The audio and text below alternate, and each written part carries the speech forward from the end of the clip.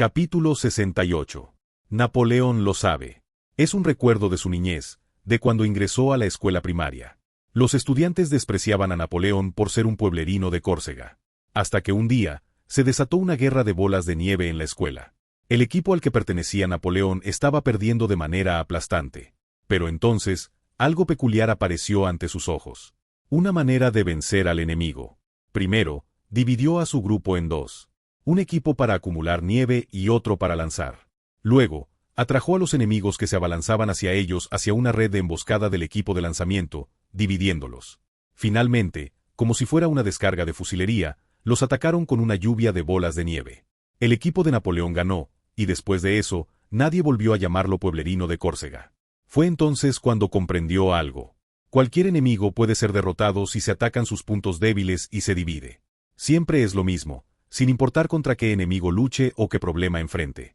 Y este asunto que trae Danton no será diferente. En una habitación privada del tercer piso de la mansión Beauharnais, Danton lo presiona con ojos inyectados en sangre. «Deme una respuesta, general». De pie, mirando desde arriba a Danton sentado en el sofá, Napoleón respondió. «Es inconveniente que venga así tan abiertamente. Supongo que Salicetti le informó que pronto le enviaría una respuesta». «Lo sé, pero no hay tiempo». ¿Qué tiempo? Ya arruinó el anuncio de mi compromiso hoy, así que es cuestión de tiempo para que los rumores se extiendan por París. Napoleón se burló de Danton con una sonrisa despectiva. Hace 3 días, en medio de la noche, Salicetti visitó el café Beauharnais donde se alojaba Napoleón. Curiosamente, Eugene, el dueño, llegó tarde ese día por problemas en la fábrica de pólvora. El contenido de la carta secreta que recibió era simple. Marat y Hebert planean un levantamiento. Y pedían su ayuda. Napoleón aún no había dado respuesta a esa carta secreta. Finalmente, Danton, incapaz de esperar más, irrumpió en el salón. Y para colmo, no en un lugar discreto o evento privado, sino en un salón ampliamente conocido en París. Ahora es solo cuestión de tiempo para que la información se filtre. Pero en esta situación, ¿no hay una opción más fácil para Napoleón? Simplemente arrestar a Danton. Ante la fría mirada de Napoleón, Danton exclamó sorprendido. «Pronto habrá un levantamiento, o mi cabeza rodará». Al oír esto, Junot, el ayudante de campo que estaba de pie al otro lado de la habitación privada, preguntó sorprendido. ¿Un levantamiento? ¿Qué significa eso, diputado Danton? No, comandante, usted sabía algo de antemano. Hasta ahora, solo 4 personas conocían sobre la carta secreta de Danton. Napoleón, Salicetti, d'Eglantine y Danton. Por eso ni siquiera Junot, el ayudante de campo más cercano, lo sabía. Napoleón chasqueó la lengua hacia el desconcertado Junot y lo reprendió. «Junot, mantén la calma. ¿No te avergüenza actuar así frente al ayudante Eugene, que es más joven que tú?» Entonces Junot se volvió hacia Eugene y le preguntó. «¿Has escuchado algo?» «No. He estado ocupado con el desarrollo del nuevo detonador». «¿Y el teniente coronel Marceau? ¿Usted ha oído algo?» En ese momento, Marceau negó con la cabeza y respondió. «No he escuchado nada del general Bonaparte. Sin embargo, tengo información de que los representantes de las comunas de París se han estado reuniendo frecuentemente con Hebert. ¿Acaso se trata de ese asunto?» Las comunas de París, grupos de autogobierno ciudadano, organizaciones autónomas donde los ciudadanos armados, los sansculottes, se reúnen para deliberar. Ahora Hebert controla estas organizaciones, y Marat es quien goza del respeto de la mayoría de los sansculottes. Ante las palabras de Marceau sobre haber detectado sus sospechosos movimientos, Danton expresó su admiración. «Vaya, la información de la Guardia Civil es impresionante. Llegar tan lejos sin ninguna pista. ¿Podría decirnos qué está sucediendo?» «Diputado Danton. Ya que he llegado hasta aquí, no tiene caso ocultarlo. Comandante Bonaparte, todos son sus allegados, ¿verdad?» Napoleón, de pie junto a la ventana, solo giró la cabeza para confirmar. «Así es. Todos son mis más cercanos colaboradores, Monsieur Danton. Marceau, Junot, Duroc, Marmont y el diputado Salicetti. Incluso Eugene, quien desde hace rato parece haber intuido algo mientras se muerde los labios. Todos son el círculo más íntimo de Napoleón, capaces de compartir secretos. De hecho, no sería exagerado llamarlos el Club Napoleón». Todos mostraron brevemente un rostro de orgullo ante las palabras de Napoleón, pero pronto volvieron a tensarse. Ya sea la insurrección o la Guardia Civil, la situación huele a sangre. Entonces Danton habló. «Bien. Lo diré simplemente. Marat y Hebert están planeando una insurrección en París, juntos. Un momento. ¿Una insurrección? Entiendo lo de Hebert, pero ¿por qué el diputado Marat? No es uno de los 3 líderes del Comité de Seguridad Pública, el máximo órgano de poder. Vaya, teniente coronel Marceau, dijo. ¡Qué ingenuo es! Danton sonrió mostrando los dientes mientras miraba al ayudante senior Marceau. Tanto mi cabeza como la de Marat pueden rodar si Robespierre lo desea. Y resulta que ambos recomendamos a militares que causaron problemas. Ha oído sobre la decapitación de Rossignol, ¿verdad? Rossignol fue recomendado por Marat, y Dumouriez, que huyó, por Danton. La situación es especialmente grave para Marat, porque incluso Carrier, el diputado implicado en la rebelión de Vendée, resultó ser de la facción de Marat. Al final, cuando termine la purga militar, ¿hacia quién apuntará la espada de Robespierre? La Guardia Civil de París ya está en manos de Napoleón, nombrado por el hermano de Robespierre. Marat puede sentir la guillotina acercándose momento a momento. Marat planea revertir esta situación con una insurrección ciudadana, usando la fuerza. En ese momento, Eugene intervino abruptamente.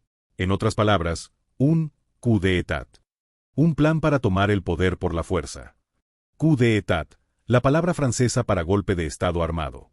Originalmente, esta palabra proviene de las acciones de Napoleón en la historia original. Sin embargo, Eugene está acusando a Marat, quien planea movilizar a los ciudadanos armados. Una conspiración para derrocar al gobierno mediante el uso ilegítimo de la fuerza. Marat puede alegar la voluntad ciudadana, pero bajo la acusación de coup d'état, esta justificación se desvanece. Danton, notando este punto, silbó y asintió. Si hay que ponerlo así, sí. Eres el joven abanderado, ¿no? Coronel Eugene de Beauharnais. También el hijo de Alexandre, el hombre más desafortunado de hoy. ¿Quién será el desafortunado dependerá de cómo termine esta reunión? ¿Por qué sabe usted de esto? ¿Acaso es un conspirador? Correcto. Más específicamente, fui amenazado por ellos. Conocen mis irregularidades. Punto. Ante el interrogatorio de Eugene, Danton respondió con ligereza, volviendo a mirar fijamente a Napoleón. Bien, ya lo he revelado todo. ¿Qué hará? ¿Nos ayudará o no? De cualquier manera, Danton morirá ya sea que se ponga del lado de Marat o vaya con Robespierre. Por eso no tuvo más remedio que arriesgarse y acudir a Napoleón. Por otro lado, el comando de seguridad no tiene por qué actuar según los deseos de Danton. Marceau, después de analizar brevemente la situación, se acercó a Napoleón para informar. Si es simplemente un golpe de estado, podemos detenerlo, comandante. ¿Cómo? Informamos al Comité de Seguridad Pública, marcamos a Marat y Hebert como traidores, y los suprimimos. Y nos aseguramos de que el diputado Danton aquí presente quede a salvo como informante. La propuesta de Marceau es textualmente la solución ortodoxa. El comando de seguridad es, después de todo, una fuerza para mantener la seguridad y el orden en París. Así que el procedimiento sería informar al Comité de Seguridad Pública, el máximo órgano de poder del gobierno, y luego suprimir la rebelión. Sin embargo, Napoleón, aún de pie junto a la ventana, negó con la cabeza. De repente, en lugar de Napoleón, Salicetti respondió con una sonrisa burlona. Es la teoría correcta, Monsieur Marceau. Pero es imposible. Porque nuestro estimado Monsieur Robespierre tiene la mira puesta en el diputado Danton. Marceau frunció el ceño. ¿Qué quiere decir, diputado Salicetti? Exactamente lo que dije. Una purga. Así como se hizo con los militares, quieren purgar el Comité de Seguridad Pública. Bueno, fue un error aceptar sobornos de la Compañía de las Indias Orientales. ¿Qué? Pero si la Compañía de las Indias Orientales está por quebrar. Marceau, quien una vez fue subgerente del Banque Beauharnais. Con solo la información del Banque Beauharnais, sabe perfectamente que la Compañía Francesa de las Indias Orientales está por quebrar. Por el contrario, Danton sonrió amargamente, convertido en el tonto que aceptó dinero de una empresa en quiebra. Bueno, necesitaba el dinero con urgencia. Para formar una nueva familia. Entonces Duroc preguntó. ¿Cuándo será la insurrección, Monsieur Danton? Danton, como si se preguntara por qué no lo habían preguntado antes, respondió haciendo un mohín. Bueno, ese maldito calendario revolucionario siempre me confunde. Creo que será durante los Sansculottides. El calendario revolucionario, establecido por Robespierre, es único de la época revolucionaria. Cada año comienza el 22 de septiembre, día del nacimiento de la nueva Constitución, y cada mes tiene un nombre simbólico. Por ejemplo, el mes de la uva, el mes de la nieve, o el mes de las flores. Una semana no tiene 7 días sino 10, y cada mes tiene 30 días. Esto deja 5 días al final. Esos son los Ansculotides, días festivos para el pueblo, la fuerza motriz de la revolución. Día de la virtud, del talento, del trabajo, de la opinión, de las recompensas. Y el 22 de septiembre, día de la revolución, cuando comienza el nuevo año. Duroc, Junot y Marmón intercambiaron opiniones apresuradamente. Entonces en el calendario antiguo sería del 17 al 21 de septiembre. ¿Qué? Hoy es 12 de septiembre, queda muy poco. 5 días. No, podría ser antes. Hoy el diputado Danton nos visitó. Marat puede estar recluido por su enfermedad de la piel, pero Hebert anda muy activo. Se enterarán del rumor. Ante las miradas acusadoras de los ayudantes de Napoleón, Danton se encogió de hombros descaradamente. Ah, ¿acaso no tengo que sobrevivir yo también? Al final, lo más probable es que la insurrección estalle de inmediato. Quizás ya haya mensajeros corriendo por todas las comunas de París, instando a un levantamiento armado antes de que la Guardia Civil pueda moverse. No, casi seguramente es así.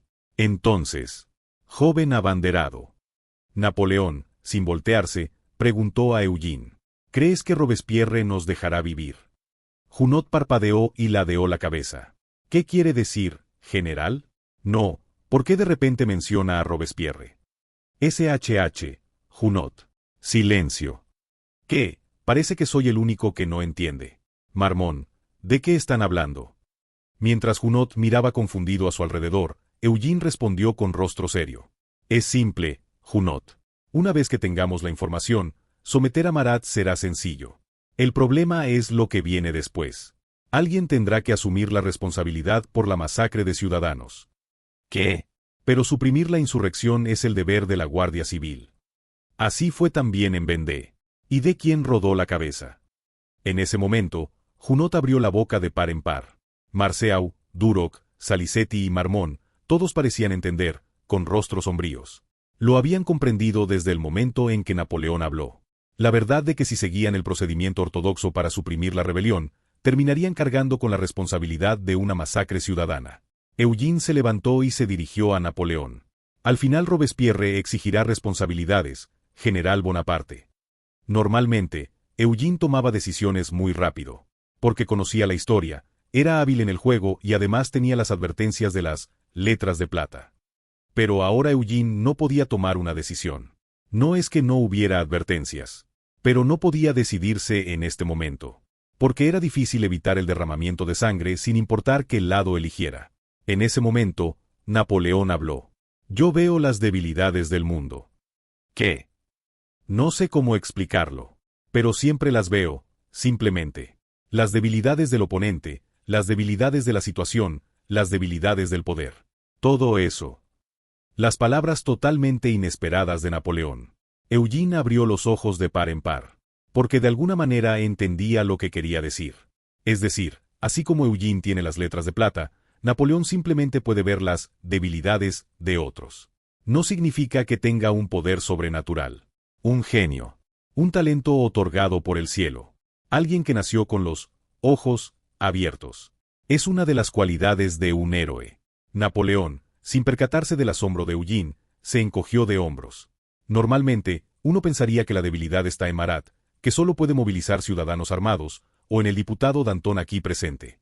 Sin embargo, extrañamente, a mis ojos otra persona parece ser la más débil. En ese momento, Napoleón se giró por primera vez. Robespierre, cuyo apoyo entre los ciudadanos de base está tambaleándose. Eugene, abrumado por la mirada de Napoleón, no pudo moverse. Cuando Napoleón asumió el cargo de comandante de seguridad de París, pensó que algún día podría llegar un momento así. En la historia original, Napoleón también asume el cargo de comandante de seguridad y suprime una insurrección en París. Pero ni siquiera Eugene anticipó una transformación tan dramática. ¿No es este el momento en que la historia podría cambiar completamente? De repente, Danton se levantó de un salto y exclamó. General, entonces. Pero confiar solo en usted, Monsieur Danton, me parece algo débil. Es la razón por la que no he enviado respuesta. Vamos, un momento. Soy uno de los 3 líderes del Comité de Seguridad Pública. En ese momento. Entonces, ¿qué le parece este Lafayette, general? La puerta se abrió, y un hombre estaba de pie fuera de la sala privada. un exgeneral y actual diputado de la Convención Nacional, apenas en sus 30 y tantos años. A un líder de la oposición en la Convención Nacional Francesa, un hombre de poder. Lafayette, el héroe de Valmy, miró fijamente a Napoleón, el héroe de Vendée, y dijo: si el general está verdaderamente decidido, nosotros, los feuillants, lo apoyaremos. De repente, la puerta del lado opuesto de la sala interior también se abrió. Es un lugar muy privado. Un lugar al que solo se podía acceder cuando Napoleón visitaba la mansión para pasar noches apasionadas. Solo 2 personas de las reunidas aquí pueden visitarlo: Napoleón, el amante, y Eugene, el hijo. Una mujer entró mientras miraba a los 2 hombres. Era Joséphine. Clic. Joséphine inclinó la cabeza mientras sostenía una espada ceremonial en sus manos. Bueno, no sé mucho de estas cosas. Pero fui la nuera de una familia noble militar, ¿saben? Y mi hijo también es militar. De repente, Eugene abrió los ojos de par en par. Esa espada era la legendaria espada de la familia Beauharnais. De hecho, era la misma espada que Lafayette había regalado a Alexandre. Al parecer, Joséphine se la había llevado como parte de la compensación durante el divorcio. Mientras observaba la espada con sentimientos encontrados, Joséphine sonrió y se la entregó a Napoleón. Dicen que es tradición entregar un arma cuando se despide a un esposo que parte a la batalla. No es así. El campo de batalla, es decir, el París al que el comandante de seguridad Napoleón debía acudir. Napoleón tomó la espada que Joséphine le ofrecía. En ese momento, el destino de la espada cambió. Ya no era la espada de la familia Beauharnais, sino la espada de Napoleón. Napoleón desenvainó la espada y exclamó: bien, con esta espada de la fortuna, contraatacaremos el golpe de estado de París. Los ayudantes del Club Napoleón se levantaron al unísono y exclamaron: sí, mi comandante. 12 de septiembre de 1794. El mes de Fructidor, cuando maduran los frutos. Napoleón se levantó en armas para contraatacar el golpe de estado de los sansculottes de Marat. Capítulo 69. La guillotina es el símbolo de la revolución. Como una fruta que madura, en un día de septiembre cuando el sol tiñe el cielo de rojo con el atardecer. La guillotina, es decir, el cadalso, hoy también lanza al cielo la cabeza cercenada de una persona. Hoy era un día especial, pues ejecutarían a un noble de alto rango. Cuando el verdugo Sanson confirmó la muerte, Hebert corrió a levantar la cabeza mientras gritaba: miren, esta es la cabeza del enemigo de la revolución, el duque de Liancourt. Al mismo tiempo, los ciudadanos sansculottes que rodeaban el lugar exclamaron: ¡hurra! ¡Muerte al enemigo de la revolución! El duque de Liancourt, quien en la historia original fue el primero en acuñar el término revolución. Aunque Eugene le había ganado la delantera, era un noble reformista que había abogado por una monarquía constitucional. Después del inicio de la revolución, había estado activo en el Partido Constitucionalista. Sin embargo, el problema fue que era cercano a la familia real, un noble de alto rango y mantenía correspondencia con el duque de Orleans. Además, el gobierno revolucionario actual decidía las ejecuciones con un sistema de juicio sumario.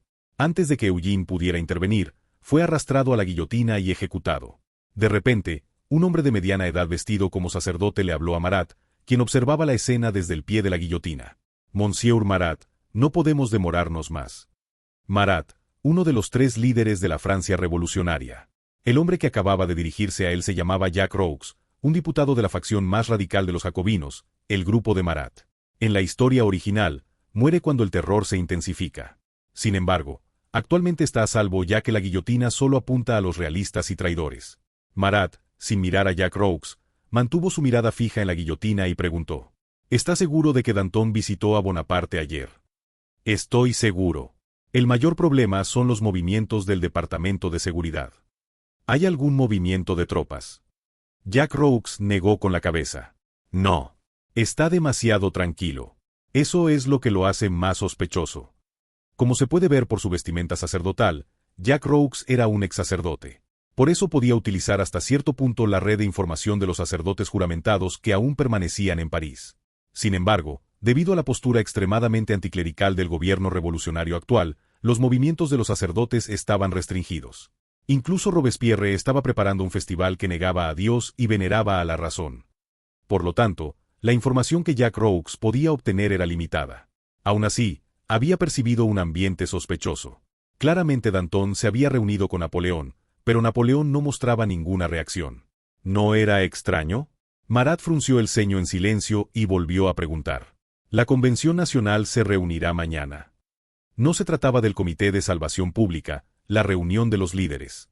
Era la Convención Nacional, la Asamblea General de los Diputados.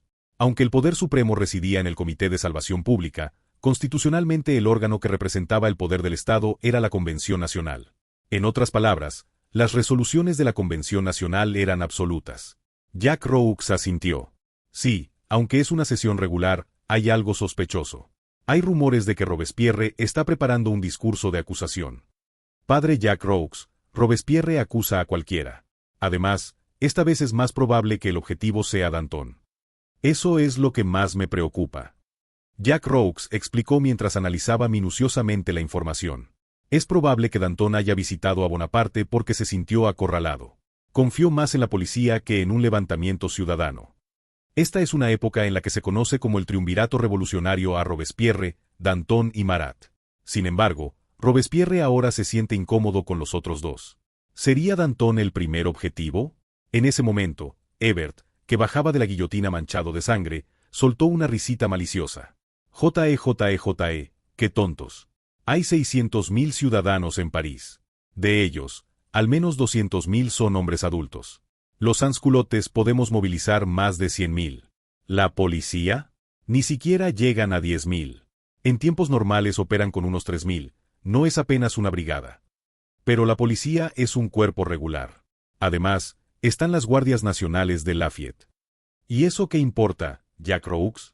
Si todos toman las armas, somos iguales. Al fin y al cabo son solo reclutas. Hebert insistió con ojos llenos de locura. Las armas son igualadoras, Monsieur Marat. Tome la decisión. Marat y Hebert ya estaban planeando una insurrección ciudadana. Ya habían hablado con los líderes y administradores medios de la Comuna de París. La mayoría eran personas que se comunicaban con Hebert y admiraban a Marat. Sobre todo, el descontento de los ciudadanos era evidente, como se podía ver en esta escena de la guillotina. Como habían corrido el rumor de que hoy ejecutarían a un noble importante, decenas de miles de ciudadanos se habían congregado en la plaza. Marat, con su rostro cubierto de pústulas, asintió mientras observaba fijamente a los ciudadanos. Sí, este es el régimen que incluso perdonó a Lavoisier, ese recaudador corrupto. Marat recordaba la reciente decisión de salvar a Lavoisier. A diferencia de Danton o Hebert, fue esa decisión la que lo motivó a actuar. Hace 5 años iniciaron la revolución para eliminar a los corruptos y purificar el mundo. Y ahora salvan a Lavoisier, uno de los más importantes entre esos corruptos, porque lo necesitan para la guerra. Este sistema está equivocado. Escuchad, ciudadanos. De repente, Marat subió a la guillotina. Ah, es Marat. Jean-Paul Marat.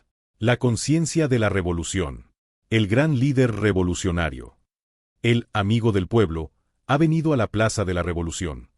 Amigo del pueblo, así es como los sansculottes llaman cariñosamente a Marat. Aunque, por supuesto, este amigo suele hablar principalmente de matar gente. Si esta fuera una época con cámaras, Marat, quien no podría ser político debido a su piel, observó la plaza. En ese momento, su mirada se dirigió hacia la cabeza rodante del duque de Liancourt. Aquí ha muerto un enemigo de la revolución.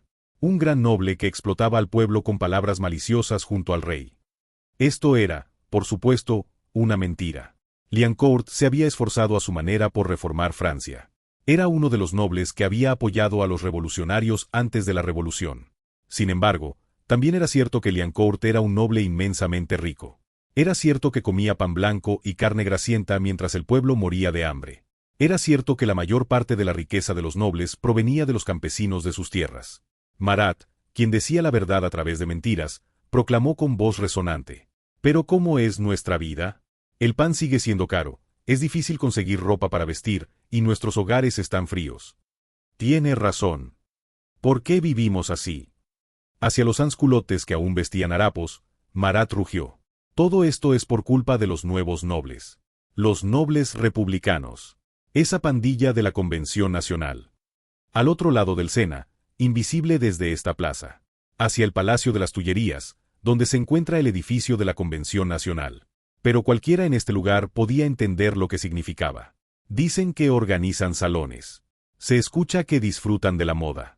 Mientras hay ciudadanos que todavía pasan hambre sin poder comer ni un pedazo de pan, ¿gastan 1.000.000 de libras en hacer un misterioso polvo de pólvora? ¿No es eso algo que solo harían los nobles? Hacia la multitud que murmuraba, Marat puso el punto final. Derroquemos a los nuevos nobles y realicemos el verdadero espíritu de la revolución, la igualdad. La declaración de insurrección armada estaba hecha. En ese momento, Hebert corrió agitando una bandera. Los líderes de las secciones de la Comuna de París se precipitaron gritando: «Seguid a Marat». En ese instante, comenzaba la rebelión de Marat. La caída solo puede comenzar una vez que se ha llegado a la cima. Tendré que implementar la ley del precio máximo. No hay otra opción, dijo Robespierre mientras revisaba documentos en el ala oeste de la mansión Dupley, que aún permanecía tranquila. La ley del precio máximo, en la historia moderna original, es sinónimo de control de precios. Aunque pasaría a la historia como un sistema que ignoraba los principios del mercado, la economía francesa de la época estaba tan desastrosa que necesitaban implementar incluso medidas como esta. Especialmente los precios se habían disparado como si fueran proyectiles de cañón, siendo difíciles de controlar por cualquier medio. Era el resultado de una triple crisis: la caída del papel moneda, la escasez de recursos y las malas cosechas. Con la guerra en curso, las opciones eran aún más limitadas. Sin embargo, incluso en esta época todos sabían que la ley del precio máximo era una medida extrema. Coulson, el miembro del Comité de Salvación Pública que ayudaba desde su silla de ruedas, abrió los ojos con sorpresa. ¿Control de precios? ¿No es eso peligroso? Los grandes comerciantes podrían rebelarse. Aún así hay que hacerlo. ¿Has oído? Una jarra de leche cuesta ahora una moneda de plata. ¡Cielos, qué caro! Cuando Coulson cerró la boca, Robespierre desvió la mirada. Desmoulins, ¿cómo va la distribución de tierras? Desmoulins, el cercano colaborador tartamudo de Robespierre, se relamió los labios mientras informaba. La confiscación de las tierras de los nobles realistas ha sido exitosa y progresa favorablemente. Las rebeliones son útiles en estos casos. ¿Qué tal si hacemos una ley para confiscar todos los bienes de los contrarrevolucionarios? Los ciudadanos lo apreciarían aún más. Saint-Just, eso es demasiado radical. No todos los contrarrevolucionarios son rebeldes, y sus derechos de propiedad deben ser heredados. Cuando Saint-Just propuso esta opinión radical, Desmoulins agitó las manos horrorizado. Estrictamente hablando, este no era un órgano oficial de la Convención Nacional. Ni siquiera era la sala de reuniones del Comité de Salvación Pública. Sin embargo, todos los presentes eran miembros del Comité de Salvación Pública y, además, los más cercanos colaboradores de Robespierre. En definitiva, era una escena que mostraba dónde residía realmente el poder supremo del gobierno revolucionario francés. Era la habitación de Robespierre, inquilino en la casa del carpintero Dupley. En ese momento, Robespierre estuvo de acuerdo con la opinión de Saint-Just. No, es una buena ley.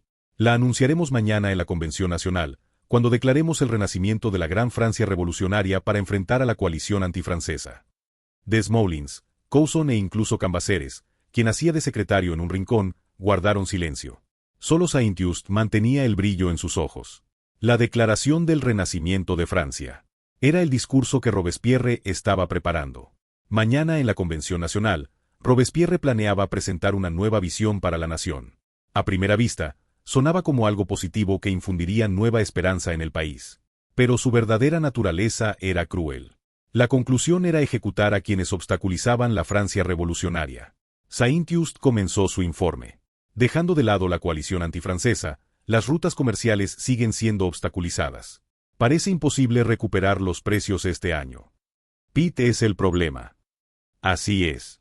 Como Inglaterra interfiere en el Atlántico y el Mediterráneo, los barcos mercantes no pueden salir fácilmente al mar. Por supuesto, ellos tampoco pueden permanecer en el mar las 24 horas, pero, al final, tendremos que purgar la marina. La misión de Saint-Just era la purga militar. Ahora parecía que la marina era su objetivo. Sin embargo, Robespierre asintió como si fuera natural y dijo sin expresión: pero los banqueros de la Compañía de las Indias Orientales afirman que el comercio es posible. No es así.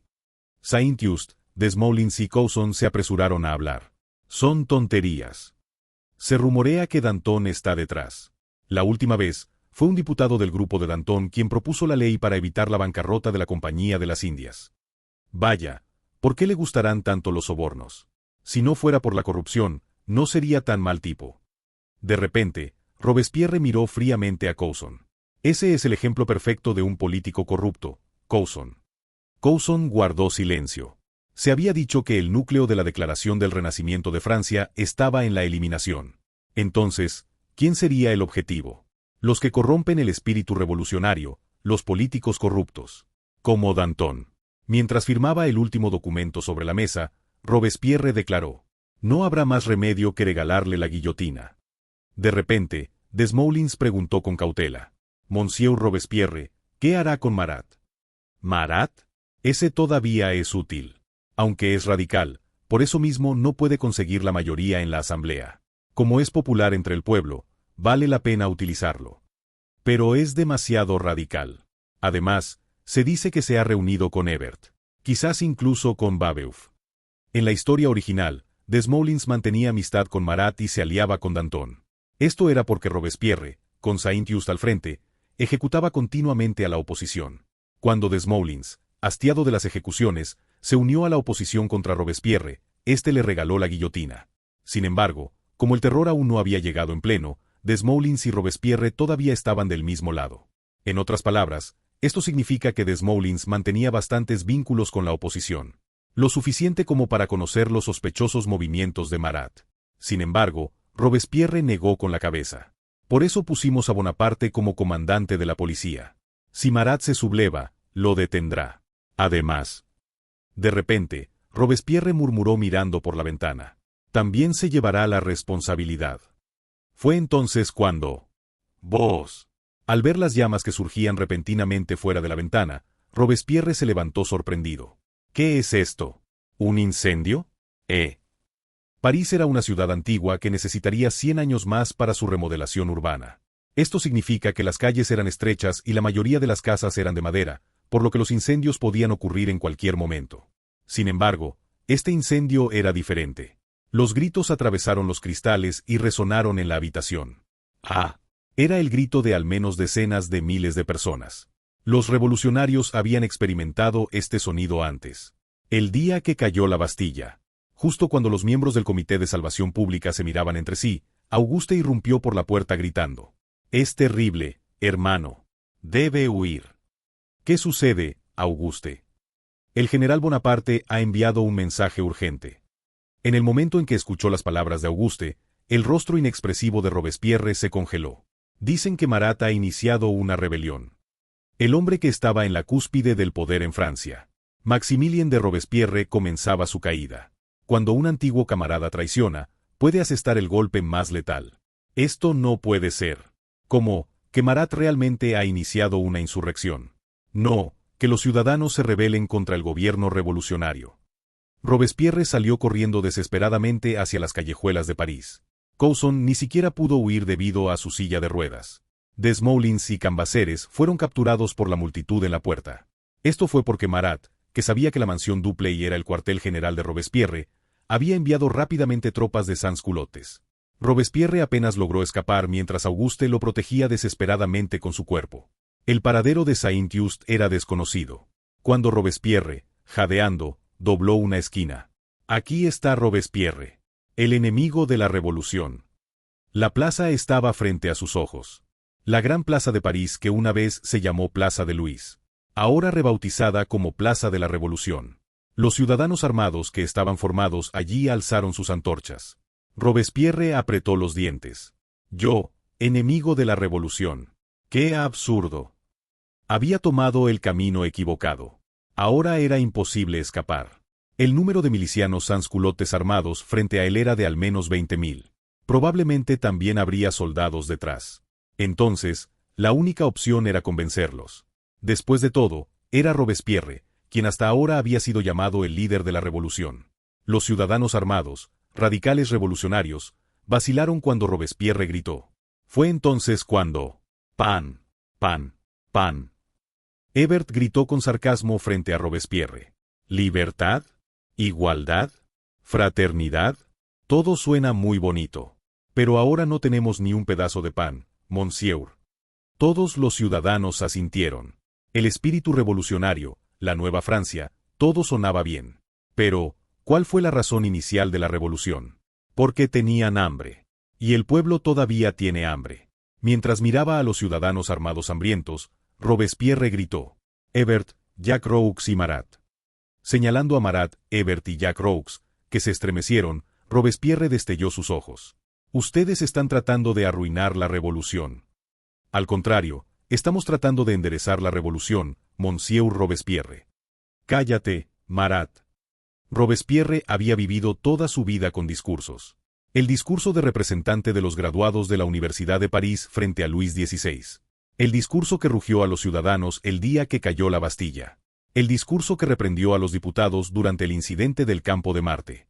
Ahora Robespierre comenzó un discurso con su vida en juego frente a los ciudadanos armados.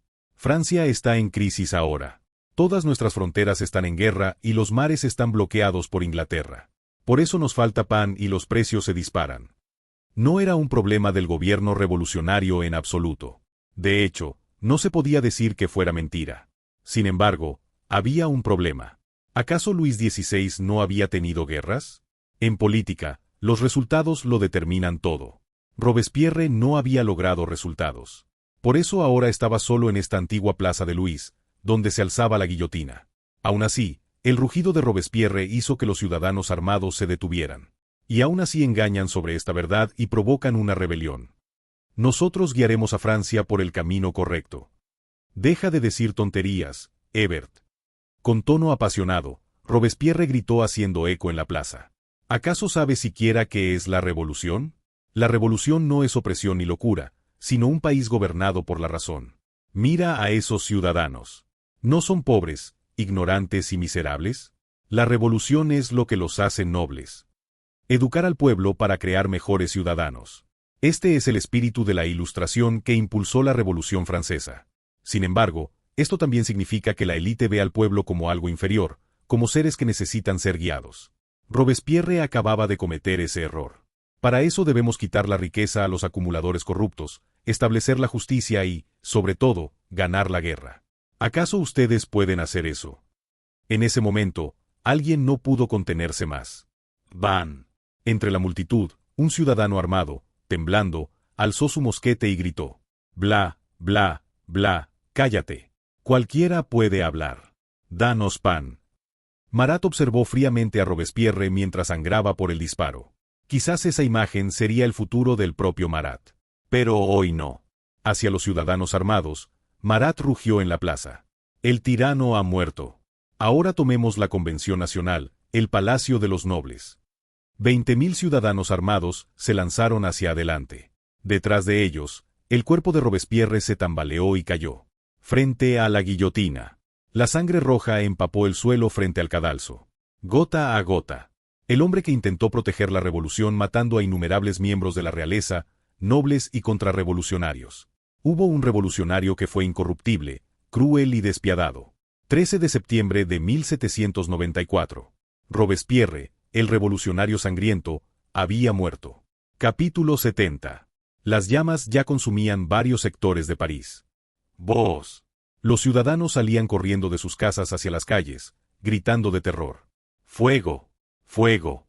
¡Fuego! Maten al enemigo. Luchen. Destrúyanlos. Revolución. Los ciudadanos armados corrían entre las llamas gritando consignas. Sin embargo, aún había un hombre que se mantenía firme en una casa en llamas, empuñando una pistola. Un hombre que residía en una lujosa mansión parisina. General revolucionario de origen noble, expresidente de la Asamblea Nacional y hombre de considerable poder. Alexandre de Beauharnais, el mismo que hace 2 días había sido rechazado por su exesposa. ¿Qué calamidad es esta? De repente hay fuego y los ciudadanos están enloquecidos. El ayudante de campo, el teniente coronel de la gendarmería Nicolas Davout, se pasó la mano por su escaso cabello mientras chasqueaba la lengua. ¿No le parece que es como el día de la revolución, general Beauharnais? ¿Es momento para comentarios tan triviales? Primero debemos escapar de París. Coronel Davout, encuentre una ruta de escape de inmediato. ¿Qué? Dice que va a abandonar París en estas circunstancias. Cuando Davout abrió los ojos con sorpresa, Alexandre resopló con desdén. ¿No es obvio? Si quieres, quédate solo y muere. Un general nunca se mueve solo. Siempre va acompañado de ayudantes de campo, guardias y sirvientes. Aunque había venido por el llamado de su exesposa, esa era la razón por la que Alexandre había traído consigo al ayudante Davout. Sin embargo, ahora Alexandre, guiado por un agudo instinto de supervivencia, salió corriendo solo. Davout, desconcertado, intentó seguirlo pero se tropezó, y Alexandre ni siquiera miró atrás. Tenía que huir de aquí. Sin duda había estallado un motín. Y desde que comenzó la revolución, estos llamados motines tenían una característica común. Los ciudadanos enfurecidos atacaban a las clases privilegiadas. Alexandre era muy consciente de que él encajaba perfectamente en esa situación. ¿Y qué pasaría entonces con el orden público en París? Que se encargue ese tal Bonaparte o como se llame. De repente, frente a Alexandre, unos soldados bloquearon la entrada principal de la mansión. No puede pasar, general Beauharnais. Uniformes negros, el uniforme del Regimiento Especial Postal del Cuartel General de Seguridad de París. Era la última creación del diseñador de moda Rose Bertin, pero a Alexandre eso le importaba poco. Entonces, al reconocer un rostro familiar entre los soldados, Alexandre lo increpó. Era Marceau quien comandaba a los soldados. Teniente coronel Marceau, ¿verdad? No eres subordinado de mi hijo. Técnicamente soy ayudante del general Bonaparte. Aunque su hijo es, por supuesto, un superior al que respeto mucho. Y aún así está bien que detengas así al padre de tu respetado superior. Marceau sonrió levemente y señaló hacia afuera de la entrada principal. General, en este momento estamos intentando protegerlo. De los insurgentes, me refiero. ¿Quiere ver? Afuera de la entrada principal ya había comenzado un enfrentamiento.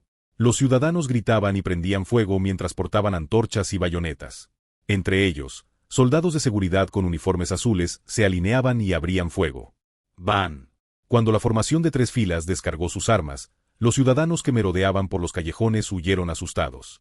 Es el ejército. Han aparecido las fuerzas de seguridad. ¿Qué está pasando? Estoy seguro de que no había nadie, pero están apareciendo en todas las calles. ¡Maldición! Dispárenles.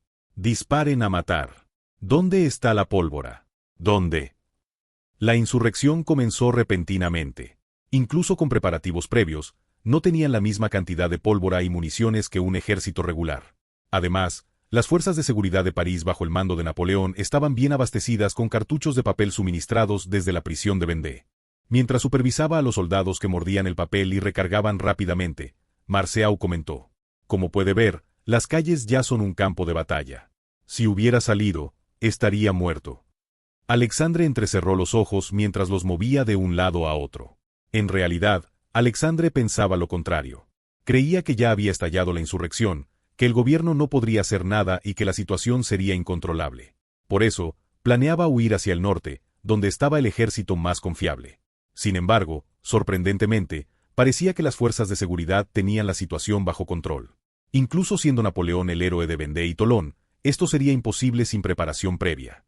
¿Quizás sabían de antemano sobre esta insurrección? De repente, la mirada de Alexandre se dirigió hacia Marceau. Soy el único en este estado de detención. Protección, le digo. En este momento, las fuerzas de seguridad han sido desplegadas para proteger a todas las personas importantes. En su caso específico, el coronel Eugene me envió personalmente. HMPH, parece que aún me considera su padre después de todo. Alexandre, quien se golpeaba suavemente la cabeza, hizo brillar sus ojos. Entonces, con más razón no puedo quedarme quieto. ¿Qué? París está en un momento crítico, ¿no es así? En momentos como este, si voy a morir, debo morir en la Convención Nacional. Aunque, por supuesto, no pienso morir. En ese instante, ni Marceau ni Davout, que venía siguiéndolo desde atrás, pudieron detenerlo. Alexandre se lanzó hacia afuera. Corrió en dirección al Palacio de las Tullerías, actual sede de la Convención Nacional. Quien controle la Convención Nacional ahora, tendrá el poder. Un hombre que solo valora su vida nunca se habría unido a la revolución en primer lugar. Ya habría huido a Inglaterra, Holanda o Nápoles. Este momento era verdaderamente un punto de inflexión, un cambio en el poder. Alexandre juzgó que no podía quedarse quieto en casa en este momento. El centro del poder. Debía correr hacia la Convención Nacional. Ese pensamiento no estaba del todo equivocado. El problema fue que olvidó que las balas no tienen ojos. ¡Van! Una bala perdida disparada por un miliciano desgarró la pierna de Alexandre. Mientras Alexandre rodaba por el suelo, los milicianos que corrían por el callejón lo rodearon. Alexandre abrió los ojos de par en par. Justo cuando intentaba dar una explicación rápida, uno de los milicianos gritó: «Es un militar». Para colmo, el hecho de que llevara uniforme fue el mayor problema. A los ojos de los milicianos, cualquiera que vistiera uniforme era visto como enemigo. Rápidamente, Alexandre agitó las manos y gritó: Esperen. Soy un soldado republicano sans culotte. Ah. En ese momento, las bayonetas de los milicianos atravesaron a Alexandre. A la edad de 34 años. Segundo hijo de la familia del marqués de Beauharnais, veterano de la Guerra de Independencia de Estados Unidos y las guerras revolucionarias francesas. Un hombre que había visto el Atlántico de Martinica y el Nuevo Mundo americano, y que siempre soñó más grande que sus capacidades. El padre de Eugene de Beauharnais, Alexandre, exhaló su último aliento. En un día verdaderamente histórico, fue una muerte absurda. En la noche en que murió un general que podría haber sobrevivido, otro diputado logró salvarse. Está bien, Monsieur Desmoulins. Camille Desmoulins, sentado aturdido, miró hacia arriba. Hasta hace un momento, estaba atrapado entre una turba de milicianos amenazantes. Pero las fuerzas de seguridad con uniformes azules aparecieron repentinamente y lo rescataron. A su lado, el gastrónomo Cambaceres temblaba sentado en el suelo. Desmoulins, tartamudeando, agarró al soldado. Sasa, sálveme. No se preocupe, diputado Desmoulins. Ya hemos rechazado a los insurgentes armados. Aunque algunos todavía quedan. ¿Co-comandante de seguridad? General Bonaparte. Solo entonces Desmoulins reconoció al hombre frente a él y exclamó. Robespierre. ¿Qué ha pasado con él? Originalmente, Desmoulins y Robespierre habían sido compañeros en la escuela secundaria Louis-le-Grand. Desde jóvenes, consideraban la República Romana como su ideal, y Desmoulins respetaba a su amigo Robespierre por tratar de realizar ese ideal. Aunque criticaba sus decisiones demasiado radicales, creía que era el ideal para proteger la República. Por eso, ahora lo primero que buscaba era a su líder Robespierre. Sin embargo, Desmoulins nunca sabría que en la historia original, ese mismo amigo Robespierre lo habría ejecutado en abril de este año. El único que conocía este hecho en este lugar, Eugene, mientras montaba guardia con una pistola, respondió. No sabemos si está vivo o muerto. Solo sabemos con certeza que fue atacado por los insurgentes. Dios mío. Diputado, recobre la compostura. Eugene increpó a Desmoulins en medio de las calles ardientes de la noche. ¿Dónde está el hombre que lideró la revolución? Piensa entregar el gobierno revolucionario a los insurgentes. Originalmente, fue Desmoulins quien instó a los ciudadanos a tomar las armas el día de la toma de la Bastilla. Pero esas armas debían dirigirse contra la monarquía corrupta, decadente y en bancarrota. El gobierno de Robespierre, aunque con muchas ejecuciones y masacres de rebeldes, no era un gobierno injusto. Ese gobierno había caído. Aunque en realidad, fue gracias a que el reino del terror no se había intensificado completamente. Desmoulins apretó los dientes y se puso de pie. Sí, nuestro joven jinete tiene razón. Debemos proteger la revolución. De repente, apareció un rostro familiar y regordete entre los soldados. Tienes razón, diputado Desmoulins. ¿Danton? ¿Qué haces aquí? Pues he estado bajo la protección del general Bonaparte desde el inicio del levantamiento. Ja, ja. Danton, estirando su grueso cuello con aire presuntuoso, exclamó. No puedo entregar mi cuello a los insurgentes de ninguna manera. Después de todo, es muy valioso. Estas palabras eran las que Danton habría pronunciado originalmente cuando iba a ser guillotinado por orden de Robespierre. Sin embargo, Robespierre había muerto primero, y Danton estaba vivo, de pie sobre sus dos piernas. Eugene, observando la ironía de la historia, estaba a punto de esbozar una sonrisa amarga. Desmoulins asintió y respondió. Bromear incluso en esta situación. Realmente eres increíble, Danton. Oh, ya no tartamudeas. No parece haber tiempo para eso ahora. El diputado tartamudo Desmoulins, sin titubear ni una vez, miró a Napoleón. Parece que usted es el único que puede restaurar el orden, general. Se lo ruego. Las fuerzas reunidas aquí eran de 3.000 hombres. No era una división de 10.000 hombres, sino apenas una fuerza a nivel de brigada. Aunque parecía insuficiente para restaurar el orden en París, Desmoulins no tenía otra opción que confiar en las fuerzas de seguridad. Sin embargo, Napoleón, sin mostrar el menor signo de vacilación, miró fijamente a Desmoulins y preguntó. ¿Puedo considerar eso como una resolución oficial del Comité de Seguridad Pública? Justo cuando Desmoulins parpadeaba, un hombre delgado que estaba parado junto a Napoleón como su secretario, dijo. En este momento, nuestro general no ha recibido la orden de movilizar al ejército y suprimir la rebelión. Ese es el problema. Desmoulins abrió los ojos de par en par. ¿Diputado Salicetti? No sabía que estaba aquí. Pero, ¿qué quiere decir con eso? Como sabe, el presidente está incapacitado. En estos casos, La autoridad pasa al vicepresidente. Y el vicepresidente es usted, diputado Desmoulins. Pero ese cargo es temporal. Ciertamente, Desmoulins era el vicepresidente en esta sesión. Sin embargo, pronto le tocaría el turno a Saint-Just Couson. Era literalmente un cargo formal que ocuparía solo por un mes. Pero cuando la situación cambió drásticamente, Desmoulins se convirtió inesperadamente en el miembro más antiguo del Comité de Seguridad Pública. Esta era precisamente la razón por la que Eugene, Napoleón y Salicetti habían venido a rescatar primero a Desmoulins. Napoleón miró fijamente a Desmoulins con ojos penetrantes.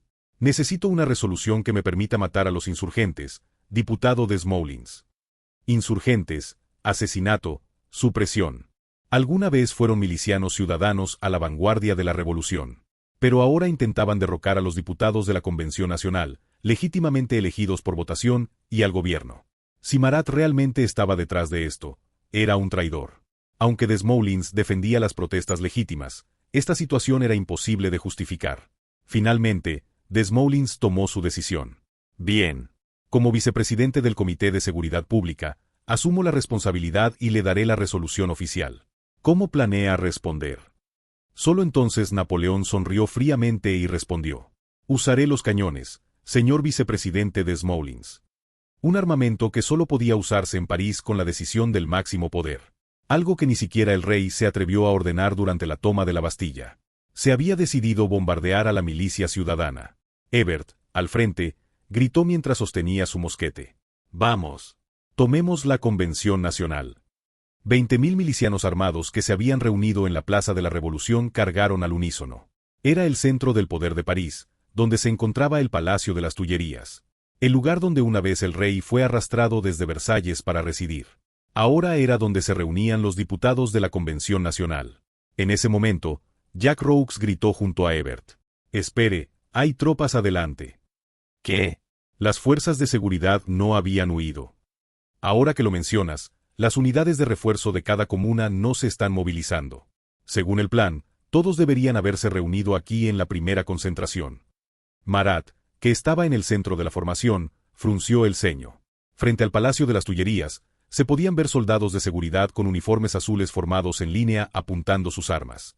Entre ellos, había un hombre que destacaba especialmente por su uniforme negro. Era Napoleón, el comandante de las fuerzas de seguridad de París. Marat, mirando a Napoleón, torció sus labios llenos de pústulas. Así que ese es Bonaparte. Algo parecía extraño desde el principio. Las fuerzas de seguridad que deberían estar protegiendo París no se veían.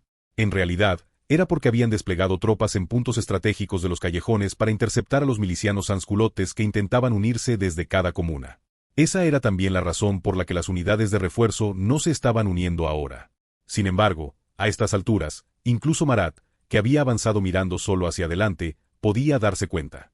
La información se había filtrado de antemano. Probablemente durante el encuentro de Danton con Napoleón ayer. Era sorprendente que hubieran hecho tantos preparativos en solo un día. De repente, Hebert, parado junto a Marat, sonrió. ¡Ja! Dicen que es la espada elegida por Robespierre. Pero no pudo proteger al propio Robespierre. Ese no es el problema. El problema es que no tenemos un comandante militar.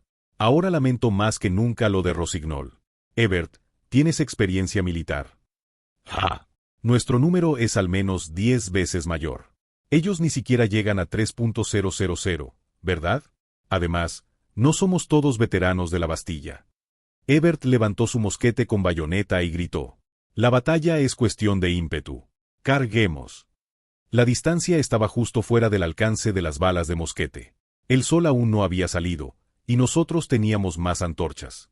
El enemigo tendría que enfrentarse a 20.000 hombres exaltados en la oscuridad. Aunque les faltaran municiones, muchos milicianos tenían experiencia en combates con bayoneta. Lo habían aprendido en múltiples enfrentamientos contra el ejército regular del rey durante la Gran Revolución. Marat finalmente tomó su decisión. Sí, ciudadanos. Derrotemos a los soldados de esta nueva aristocracia que nos oprime. Los 20.000 milicianos comenzaron a cargar al unísono. Incluso con escasez de pólvora y municiones, una carga de bayoneta de 20.000 hombres era aterradora. Todo ha procedido según el plan táctico hasta ahora. Sin embargo, Napoleón observaba la escena con frialdad mientras hablaba. Los ayudantes, incluido Eugene, miraban a Napoleón con rostros llenos de admiración. El despliegue de tropas, los movimientos de marcha, las operaciones de intercepción.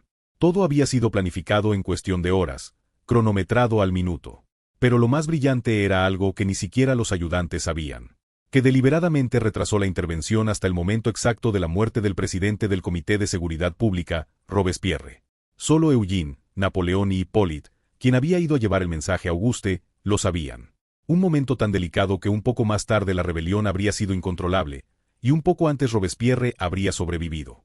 Marceau, comandante del Regimiento Especial Postal, había memorizado el mapa y las calles de todo París para crear esta situación.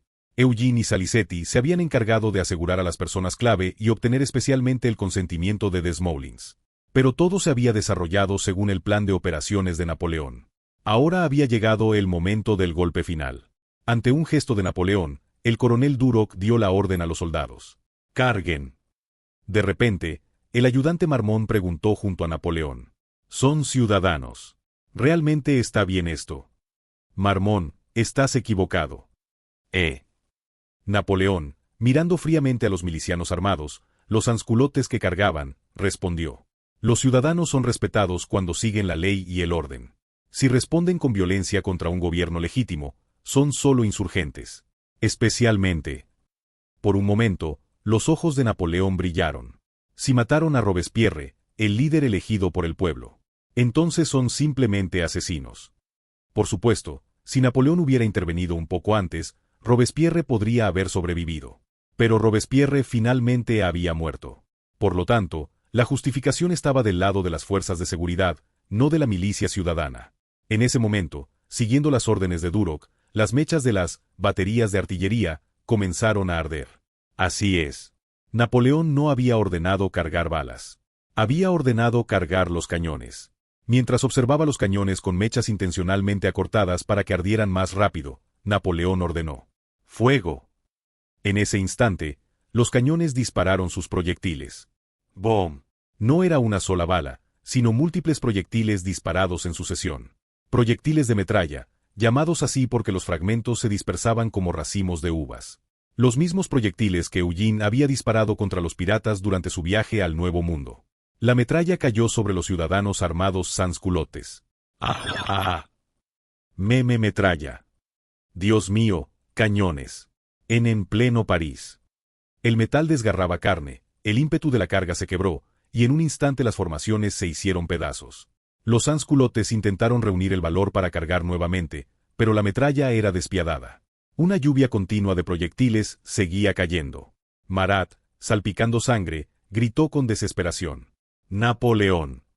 Pero Napoleón, observando la escena, exclamó con firmeza: ahora, la era de las insurrecciones armadas termina y comienza la era del imperio de la ley.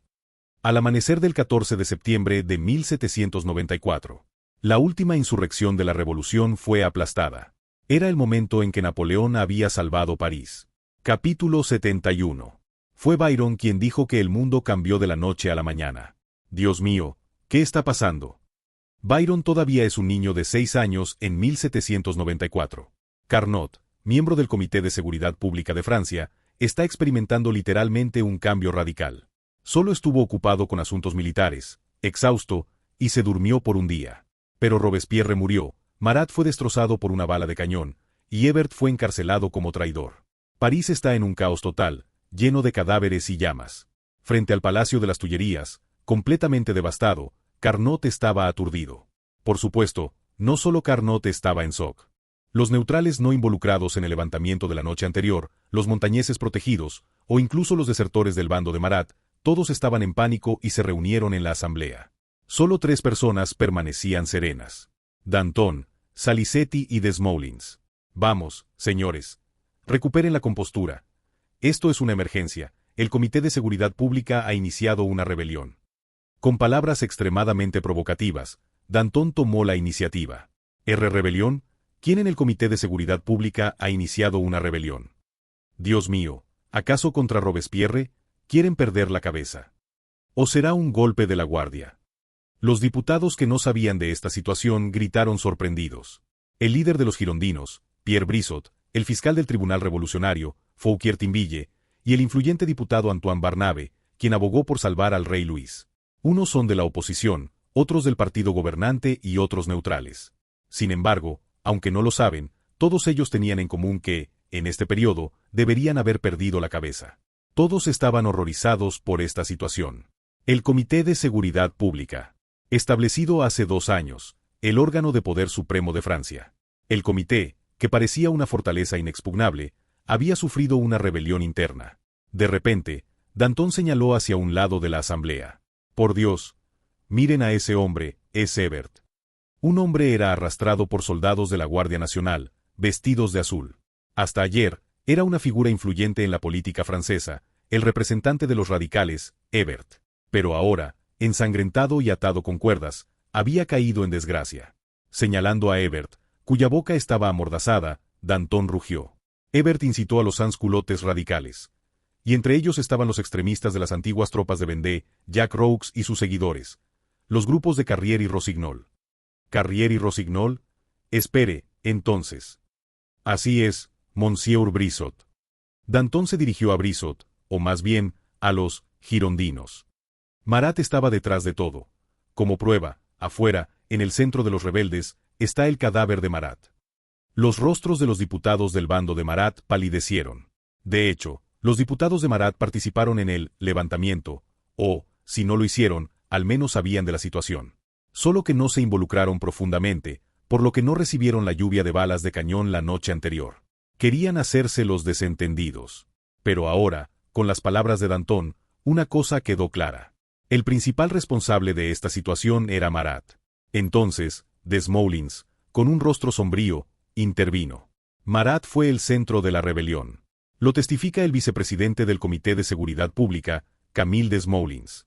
Desmoulins es un ícono de la revolución. Desde el asalto a la Bastilla, fue quien inició el levantamiento armado con sus discursos. Era reformista pero odiaba las ejecuciones, radical pero no extremista. Por eso, aunque era un montañés, era un político respetado por todos. Así que sus palabras tenían peso. Sobre todo porque era alguien que había estado en el lugar de los hechos. Espere, entonces, ¿qué pasó con Monsieur Robespierre? Preguntó Fouquier-Tinville, el fiscal del Tribunal Revolucionario y primo de Desmoulins, también montañés. Robespierre, Maximilien, ayer, simplemente. Desmoulins no pudo continuar y dejó caer lágrimas. Todos debían intuirlo. Robespierre había muerto. En el momento en que el silencio abrumaba la asamblea, un diputado de rostro delgado se levantó de repente. Buenos días. Soy Antoine Christophe Salicetti, diputado de Córcega. Les explicaré lo que sucedió ayer. Al darme cuenta de que los rebeldes habían salido, me dirigí a la isla de la Cité, al cuartel de la Guardia. Salicetti, un diputado desconocido de Córcega, explicó la situación con calma.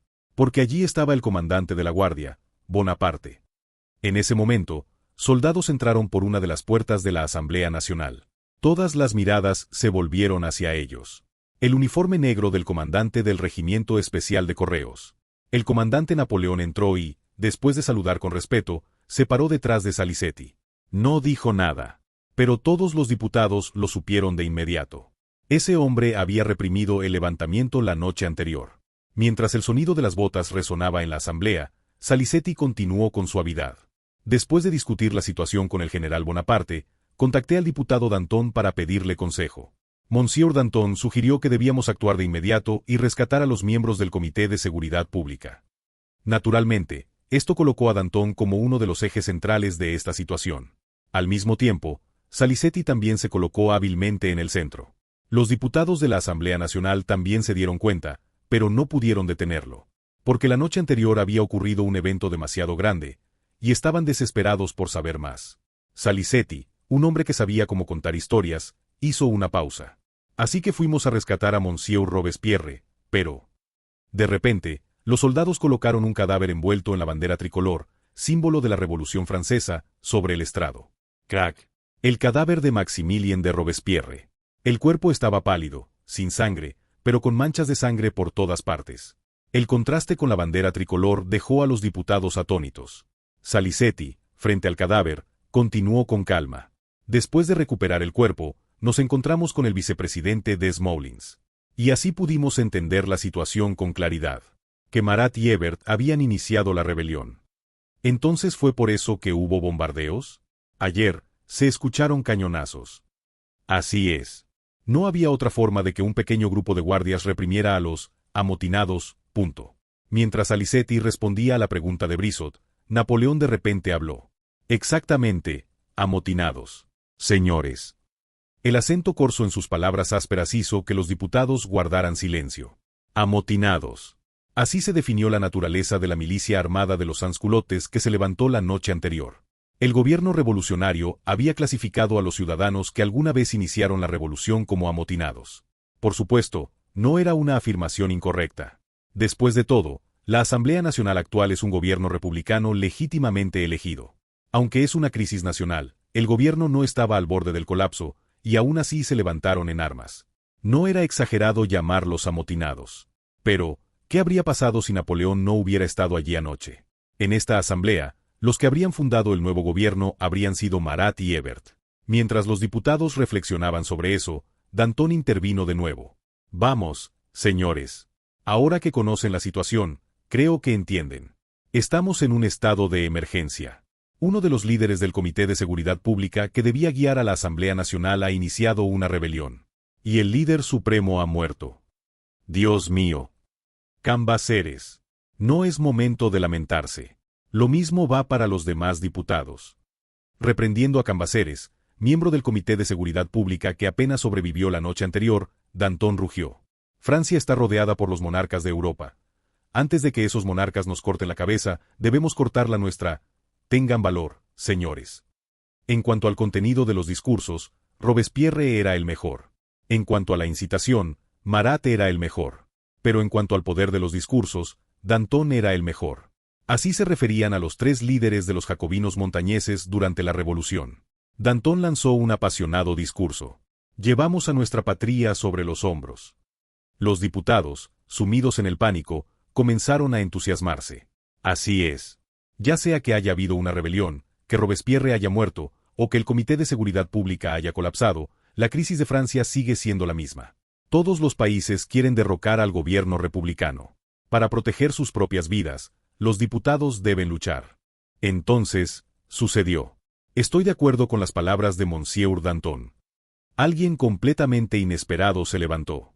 Lafayette, antiguo partidario de la monarquía constitucional, y después de la muerte del rey, líder de la oposición al formar el Club de los Feuillants. El héroe del pueblo que salvó a Francia en la batalla de Valmy gritó con voz clara. Yo, Lafayette, propongo que, en este estado de emergencia, elijamos directores para liderar la situación. 5 en total, y que estos directores manejen temporalmente el gobierno. En ese momento, en lugar del colapsado Comité de Seguridad Pública, nació un nuevo sistema de liderazgo. El gobierno del directorio, un sistema de consenso colectivo. El mundo del poder es un mundo despiadado donde ni siquiera hay tiempo para llorar la muerte de un hermano. Directores, como los cónsules de la época romana. Auguste Robespierre, miembro del Comité de Seguridad Pública de Francia y hermano de Robespierre. Un joven de 31 años. Ahora, habiendo perdido a su hermano, estaba sentado como un huérfano. En la mansión Fleurus, justo al lado del Palacio de las Tullerías, donde se reunía la Asamblea Nacional. En la oficina del presidente del comité, Auguste escuchaba aturdido las palabras. Es algo similar, Monsieur Auguste. O debería llamarle Monsieur Robespierre. Solo llámeme Auguste. Robespierre debería ser un título reservado solo para mi hermano. Debe estar muy afligido. Ante las palabras de consuelo de Salicetti, Auguste bajó la cabeza. Mi hermana Charlotte debe estar más afligida que yo, Monsieur Salicetti. La familia de Robespierre también eran fervientes partidarios de la revolución. Auguste y su hermana Charlotte apoyaban las ideas de Maximilien y luchaban a su lado. Charlotte también era una activista que unía a las mujeres partidarias de la revolución. Pero después de 5 años desde el inicio de la revolución, Robespierre no logró llevarla a la victoria y encontró una muerte trágica. A manos de las bayonetas del pueblo que alguna vez lideró. Claro, comparado con la guillotina en la historia original, quizás fue mejor. Pero Auguste no conocía la historia, y para él, la muerte por rebelión también era trágica. Después de esperar a que Auguste calmara sus emociones, Salicetti continuó. En primer lugar, el directorio estará compuesto por 5 personas. ¿Quiénes? Danton, Desmoulins, Lafayette, yo y usted. Auguste abrió los ojos ante esas palabras inesperadas. Monsieur Salicetti, ¿qué está diciendo? Lo oyó bien. Auguste, usted debe ser uno de los directores. Yo no soy digno. Ni siquiera pude proteger a mi hermano. En ese momento, alguien con botas militares entró en la oficina y dijo: Monsieur Auguste, si alguien más asciende como director, no podrá proteger el honor de su hermano. Auguste abrió los ojos aún más. Napoleón Bonaparte, el conquistador de Toulon, el que puso fin a Vendée, y ahora el salvador de París. Sobre todo, el autor de La Cena de Beaucaire, que Auguste había leído con admiración. Los fanáticos se conmueven cuando una estrella está frente a sus ojos. Y más aún si están sumidos en la desesperación. Napoleón tomó la mano de Auguste. General Bonaparte. Lamento profundamente la muerte de su hermano. No es culpa suya. Me lo dijeron a tiempo, pero llegué tarde. Además, sé que en ese momento no había otra opción. Pero realmente no soy digno. Ah, cierto. Auguste exclamó con una expresión iluminada. General, conviértase en director. No puedo renunciar y recomendar a un sucesor si fui nombrado director. En realidad, la muerte de Robespierre se debió en parte a que Napoleón lo dejó pasar. Claro, incluso si Napoleón hubiera actuado más rápido, quizás el resultado habría sido el mismo. Porque, desde el principio, el primer objetivo de Marat era neutralizar a Robespierre y al Comité de Seguridad Pública. Además, la muerte de Robespierre fue en parte el resultado del fracaso de sus propias políticas. Sin embargo, es cierto que Napoleón envió a Hippolyte tarde a propósito. Pero precisamente por eso, Napoleón no quería abandonar a Auguste. Al menos por el remordimiento que lo atormentaba. Napoleón miró a Auguste en silencio y luego negó con la cabeza. Es un honor. Pero un soldado tiene su propio camino, y yo quiero seguir el mío. ¿Qué camino es ese? Italia. De repente, los ojos de Napoleón brillaron. Desde hace tiempo, mi deseo ha sido atacar Italia y derrotar a Austria. He protegido París, ahora debo correr para proteger a mi patria. Napoleón solo tiene 25 años, y es un general que ascendió rápidamente. No tiene experiencia comandando un cuerpo de ejército, y además, sus logros militares son un poco insuficientes para convencer a todos. Principalmente, su experiencia se ha acumulado en guerras civiles. Necesita demostrar que puede derrotar a enemigos externos. Para ascender aún más. En la historia original, Napoleón llegó a la misma conclusión en la misma situación. Decidió buscar la victoria en el campo de batalla. Y ese campo de batalla es Italia. Pero para Auguste, un fanático de Napoleón sumido en la desesperación, esas palabras sonaban como una salvación. Salvó París, restauró el orden, y ahora va a luchar contra enemigos externos arriesgando su vida. De verdad, general, es un patriota. Magnífico. En ese momento, se escuchó un alboroto fuera de la oficina. ¡Bam! Auguste, que estaba conmovido, se sobresaltó y giró la cabeza. Afuera de la puerta, custodiada por guardias, un joven irrumpió corriendo. Un rostro muy familiar. Hasta ayer, era el segundo al mando en el palacio de Fleurus. El ángel de la guillotina, Saint-Just. Saint-Just, con una apariencia desaliñada como la de una rata, gritó hacia Auguste. Auguste, sálvame, por favor, soy Saint-Just. Auguste miró fijamente a Saint-Just. Claramente, Saint-Just acompañó a Robespierre cuando intentó escapar ayer. Pero Saint-Just huyó solo en el camino y sobrevivió. ¿Quién fue el que más abogó por las innumerables ejecuciones en la guillotina? ¿Quién hizo que el Comité de Seguridad Pública perdiera el apoyo popular con sus duras medidas? ¿Quién lideró las purgas militares imprudentes, haciendo que incluso las Fuerzas Armadas fueran desconfiables? Si al menos hubiera ejecutado a Marat primero, no sería tan odioso. ¿Qué hacemos con él? Ante la pregunta de Napoleón, Auguste respondió fríamente. No conozco a ese tipo. Saint-Just gritó sorprendido. Auguste. Pero Auguste lo ignoró, y Napoleón ordenó a los guardias. Llévenselo. Que sea castigado por el tribunal revolucionario. Mientras Saint-Just era arrastrado gritando, Napoleón se despidió con respeto. Probablemente no vería a Auguste por un tiempo. Salicetti siguió a Napoleón y murmuró en voz baja. Así que, en el directorio, solo somos dos de tu lado, Napoleón. ¿Podrías llamar a mi hermano en Marsella?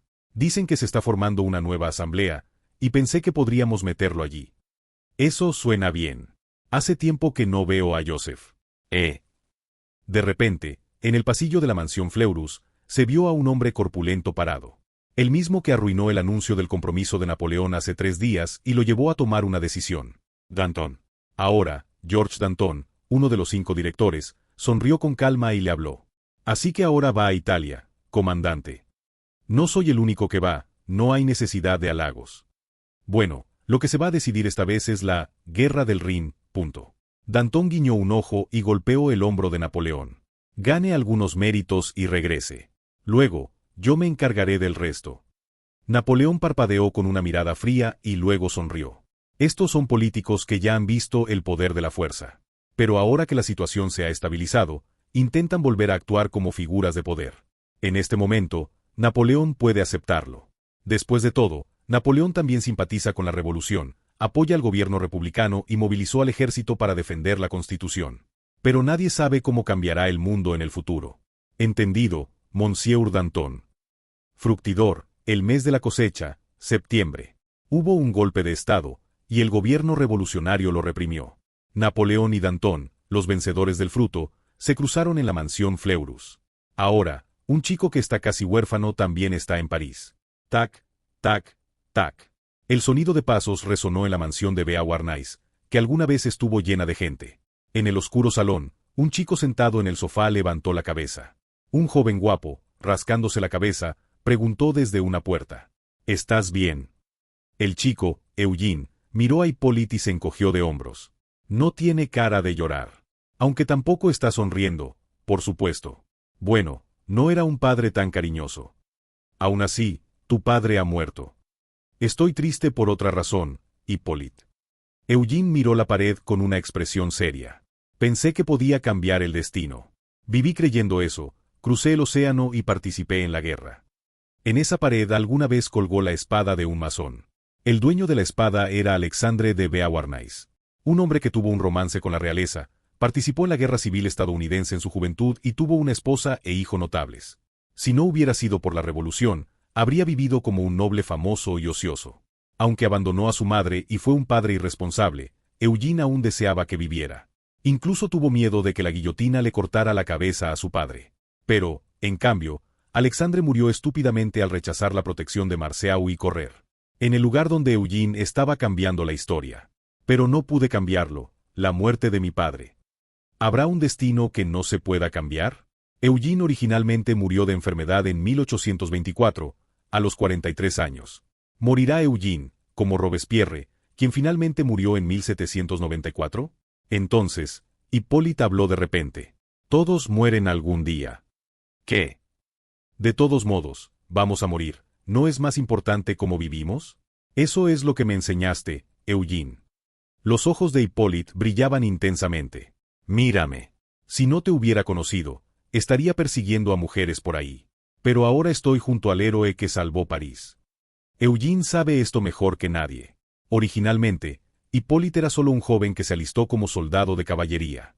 Vivió como un holgazán, tuvo un romance con Josephine y murió después de cometer fraude. Pero al conocer a Eugene, Hippolyte está viviendo una vida valiosa. Arriesgando su vida en el proceso. ¡Bam! De repente, la puerta principal se abrió como si se hubiera derrumbado. Sí, lamento la muerte de tu padre, pero es hora de levantarse, joven jinete. Vestido con un uniforme negro, Napoleón entró. Eugene miró a Napoleón atónito. Cuando lo conoció por primera vez, era un oficial muy delgado, en Toulon era un comandante quejumbroso, y en Vendée era un general que aún no tenía confianza. Pero ahora, Napoleón, el salvador de París, era diferente. La misma determinación que vio en Hippolyte brillaba en los ojos de Napoleón. Yo también perdí a mi padre a tu edad. Pero no me rendí. ¿Por qué? Porque tenía una familia. Tenía un objetivo. Tenía un sueño que debía cumplir. En realidad, es una exageración. Eugene tiene solo 13 años, y Napoleón perdió a su padre a los 16. Pero el deseo de consolar se revela incluso en su tono brusco. Napoleón se acercó a Eugene y le agarró el hombro. Hoy, el nuevo sistema de liderazgo, los 5 directores, ha decidido la guerra del Rin contra la coalición. ¿La guerra del Rin? Se llevará a cabo en el frente del Rin. Sí. A mí me han asignado el campo de batalla de Italia. Es rápido. En la historia original, la guerra del Rin, una ofensiva total contra el Sacro Imperio Romano Germánico, también comenzó. Era una decisión estratégica inevitable para romper la coalición. Pero ese momento fue en 1796. Ahora es septiembre de 1794, al menos 2 años antes de que comenzara la operación. Naturalmente, el nuevo gobierno, los directores, consideran el frente del Rin como el campo de batalla principal. Italia es solo un campo de batalla secundario. De repente, Napoleón torció la comisura de su boca en una sonrisa. Claro que es lo que yo quería, pero los directores deben haber estado preocupados. Darme un campo de batalla glorioso después de liderar la Guardia de París. De repente, Eugene negó vehementemente con la cabeza. No, no es así. Si hay un destino, también está en las manos humanas el agarrarlo. Napoleón tomó una decisión y agarró su destino. ¿Qué decisión debe tomar Eugene? Italia es el verdadero campo de batalla glorioso, general. ¿Realmente lo crees? Por supuesto. Napoleón miró fijamente a Eugene y ordenó. Entonces, sígueme, joven jinete, compartamos la gloria. En este momento, Eugene tomó una decisión. Sí, Mon Napoleón. Mon. El posesivo en francés que significa mío. El Eugene de Napoleón irá a Italia con él. 15 de septiembre de 1794. 3 días que cambiaron el destino de París. Eugene decidió correr hacia Italia para cambiar su destino.